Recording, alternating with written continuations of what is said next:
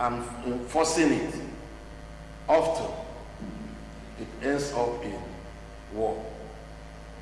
Currently, in Cameroon, there's a war going on. The southwest, is it northwest and southwest people are saying we don't want to stay in Cameroon again. They are answering their own names, and the Yaoundé government is saying no. So there is war. We don't pray for that war. We don't pray for civil war. We don't pray for people who have been friends over the years to come down now and begin to kill each other. We've stayed together for so long that we don't need to shed our blood together. We have shed blood enough. The Biafran war was fought to bring Nigeria together. So war is no longer necessary. But many people are saying, as a last resort, the war will break out. A number of people are saying so, but that shouldn't happen, because the signs are there for every government and people to know and respond to it. So there shouldn't be any war. But in a place where the central government insists on corrupting those people who are going away, they come with force. And those people will naturally resist with force. And what is the result? War. And that is what we must do all to avoid. We don't need war. Okay, Doc, if you come to the southeast region, we have the indigenous people of Biafra, IPOB, which has been proscribed by the federal government of Nigeria. Now, also in the same region, we have our elites. And it does appear that they are all concerned with what is happening. They are not raising their voices. They have a different attitude to this struggle. Don't you think that it's like stabbing your own people on the back? I don't know who is the elite. You may be the elite. Maybe it's me. Maybe it's somebody else. But the fact is that the popular uprising called IPOB is a child of circumstance. I want you to know that it wasn't Nnamdi Kanu that started it. Somebody else started it. Before then, there was Masop.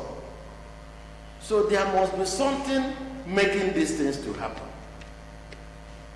And it's not happening among the elites, it's happening among the proletariat, the popular people. At the grassroots. At the grassroots, the youths, the poor and the downtrodden. Because they are the people who have nothing to lose. If you have an investment of 1 billion in Abuja, 20 million in Kano, 100 million in Kaduna, and they're asking you to declare Biafra, will you agree? I will not. That is the problem of the elites. What will happen to their money, wherever they are? Some people are making good business in the north. Some are doing good business in Lagos. And you are here asking them to leave their investment that they spent their whole life since after the war to build. You must be joking. So what do you want them to say? Even though right inside them, they agree with IPOB. But they cannot come out to say so, because it would amount to stabbing themselves at the back. They want to maintain the status quo. But they want things to happen gradually, let there be peace, so that everybody will be everybody's friend. That's what is going on. It doesn't mean there's nobody in the East. There is nobody in the East who is happy with the statues of the Igbo man or the Southeasterner in Nigeria currently. Not one. But the responses, the reactions are different based on the states you have in the entity called Nigeria. When you don't have any stake at all, what you will do to say, let us go, let us fight, let us kill, let us destroy. But if you have some political or business stake somewhere, you are going to become an elite. And you're going to say, let us take it easy, let us not be so fast. And that's the issue with the Igbo airlines today. It doesn't mean that they like what is going on. It doesn't mean that they want it. But the problem is, what do you want them to do? They are working behind the scene. Beautiful. Okay, at this point, we are going to take a break. And when we come back, issues of the moment, we continue. On today's edition of the program, we are taking a look at insecurity in Nigeria. Stay tuned.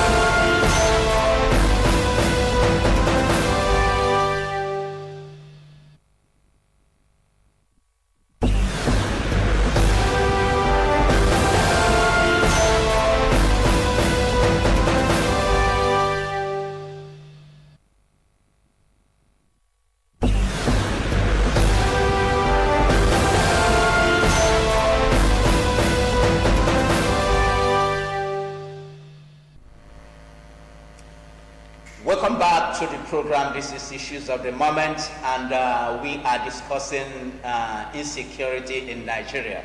And my guest is the Dr. Ihani Uwoma. Dr. Uwoma was a one-time chairman of Nigerian Medical Association, ABAZON, and also the medical director of Emmanuel Medical Center, Federal Housing Estate in the Oboge area of Aba. Dr. Uwoma, before we went on that break, we cited the instance of what is happening in the southeast region of Nigeria. Now, people are asking the question, what exactly do the Igbos want? Do they want a Nigerian president of Igbo extraction in 2023, or they want to break away from Nigeria? What exactly do we want? Do you want the truth? Go ahead. The ordinary Igbo man is not concerned about breaking away. It's not even concerned about 1923, except that, again, if power does not retreat back to the Igbo man as it should be, based on the structures on ground and the precedent that had gone, then it becomes injustice. To that extent, the Igbo man will say no, give us power. Beyond that, all that the Igbo man wants in Nigeria is to be left alone to do his business and live his life. Simple. Since after the war, the psychology of the Igbo man has changed to, please let us do our business, forget these people and make our profit and go our way. That's the common. The Igbo man is not even concerned about what you're doing with your government. As long as you allow him to do his business, he's satisfied with that. That's what he's doing. But government is good in as much as government moderates business, moderates social life, moderates, in fact, the spiritual and religious life of the people. Government determines what happens. So to that extent, people might be interested in government. Beyond that, all we want is to be left alone to do our business and worship our God in peace. Simple. Okay, Doc, if you go to the southwest region occupied by the Yorubas, it can be said that they are more organized in their struggle. What is exactly wrong with what is happening in the southeast? Some people are saying, yes, we are supporting Mazen Nnamdi Kanu, but we are not happy with the way he is pursuing the issue of Biafra. Do you agree with that? To an extent, yes. But then some people also tell you that you need a madman to push such agenda forward. But otherwise, his language, body language, does not allow dialogue, does not allow intellectual participation, does not allow people who should come in to help to come in. That is the problem. It's not that they are against him. Nobody is against him. But they are saying, don't make it a one-man affair. A one-man show. Let it be a coordinated thing where your people will be carried along. Many people are not being carried along by what he and his cohorts are doing. It's different from the West, where professors are involved, where intellectuals are involved, and the people that are talking are those who you cannot easily clear into prison or detention, because they are people of worth in the society, but they are saying the same thing. And the Yorubas are far more organized, because ab initio they've been always been more organized anyway than the Igbos. Their society is also more organized than the Igbo society, right? So they are more organized. They are also more systematic in the way they pursue their things. They know what to do, and they keep doing it. They will never stop, but they will keep doing it until they achieve what they want to achieve. Our major problem as Igbo people is this energetic way of pursuing things. Either we conclude or we die. It has its own benefits and merits sometimes, but it's not always the best. The other thing we can say about the Yoruba is that maybe sometimes they don't get what they want because of the slow nature. But my look at them, my study of them, shows that eventually they get, almost always, they get what they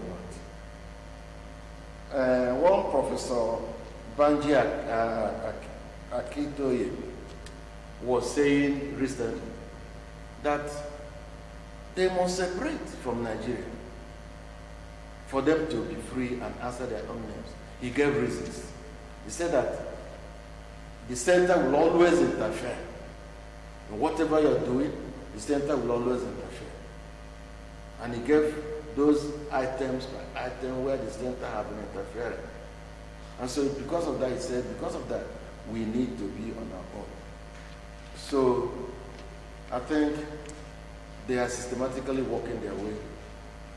The Igbos need to learn from them, a thing or two, and put themselves together. Denial does not lead us anywhere, right? But we need to say, this is what we want, and people will listen to us. Okay, I know that you were around between 1967 and 1970 during the unfortunate Nigeria-Biafra war. Yeah. And the late Nnamdi Azikiwe said that he opted out because Ojukwu was not prepared to listen to people. Do you see Nnamdi Kanu making the same mistake as late Chukwuemeka Odumegwu Ojukwu? I wouldn't say so. Ojukwu style was different. Nnamdi Kanu style is also different. Incidentally, to that time, there's no boy who wasn't in one form of military or the other. I was in the boys' company. And nobody that's my age that didn't receive one military training or the other. Ojukwu, if you listen to, if you can go back to that time, Ojukwu wasn't stubborn. Let me put it that way. He wasn't stubborn. He called people. He consulted. He asked questions. Right? He told them the implications of what they are saying. But then there was demonstrations all over the place. They were saying, right? It was there all over the place. And if Ojukwu didn't declare Biafra, somebody would have seated him and declared it. Yes. Because the obvious injustice, the killings were very obvious. The people that died, the people that came headless bodies, the stomachs that were ripped open were everywhere for everybody to see. And that is not what happens to people in the same country, by their countrymen. So people were annoyed. So it wasn't Ojukwu. It wasn't his issue. He was cajoled into it. How he ran his government, I don't know. Because I wasn't in a position to know. But why he did what he did was very obvious to even the small ant on the road. But in this case, Nnamdi Kanu is agitating, or the Igbos are agitating, if I put it that way. And we think he should take a different pattern. That's what most of us think. Again, I think that the Igbos as a people should put themselves together, dialogue among themselves, and ask this question we ask: what do we really want? So that we can have one voice that is speaking for us. The truth is that as of now, no one voice is speaking for the Igbo people. And that is a tragedy.